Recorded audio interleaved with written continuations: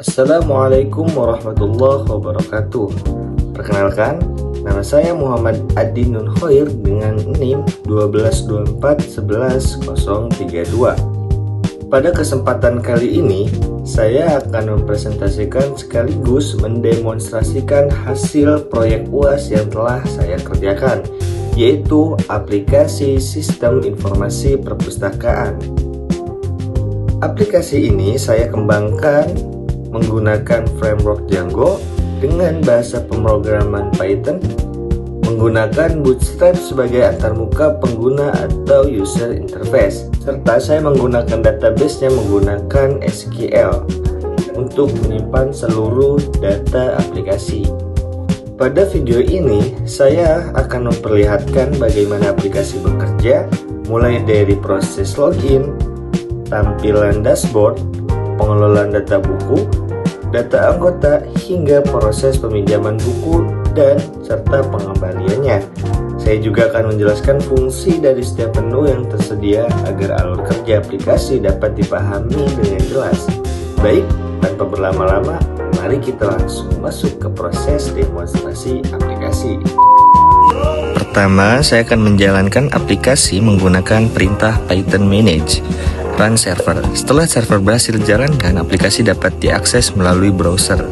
Selanjutnya, saya masuk ke halaman login admin. Login ini berfungsi sebagai sistem keamanan agar hanya administrator yang dapat mengelola data di dalam aplikasi. Setelah masuk username dan password yang benar, saya berhasil masuk ke dalam sistem.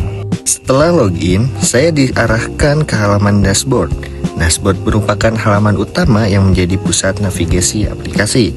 Dari halaman ini, administrator dapat mengakses seluruh menu yang tersedia, seperti data buku, data anggota, dan data peminjaman. Dan yang terakhir, data pengembalian. Dashboard juga dapat menampilkan total buku, total anggota, berapa buku yang sedang dipinjam, dan berapa buku yang sudah dikembalikan secara real time. Berikutnya adalah menu data buku. Pada menu ini tersedia fitur CRUD, yaitu create, read, update, dan delete.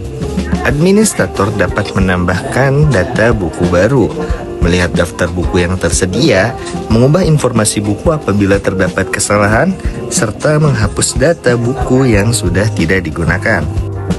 Di sini, saya akan mencontohkan bagaimana cara kita menambahkan buku pada menu data buku ini.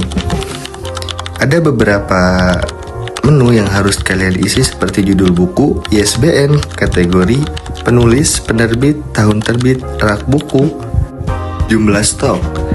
Dan untuk cover buku dan deskripsi itu sifatnya opsional, boleh diisi ataupun tidak. Kita juga bisa mengupdate apabila salah satu buku ini ada yang perlu diupdate dari mulai penulis atau biasanya dari stok. Dari sini kita bisa langsung update.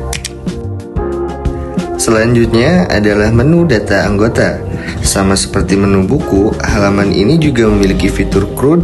Administrator dapat menambahkan anggota baru, melihat data anggota, mengedit informasi anggota, dan menghapus data anggota jika diperlukan. Pada menu data anggota ini, kita juga dapat menambahkan anggota dengan mengisi nama anggota, alamat, dan nomor telepon. Lalu klik simpan. Di sini juga kita dapat melihat total denda serta total buku yang telah dikembalikan secara real time. Dan juga di sini kita bisa mencetak atau menyimpan laporan dengan bentuk PDF atau Excel. Untuk tampilan aplikasi, saya menggunakan Bootstrap sehingga antarmuka menjadi lebih rapi, modern, responsif, dan nyaman digunakan pada berbagai ukuran layar.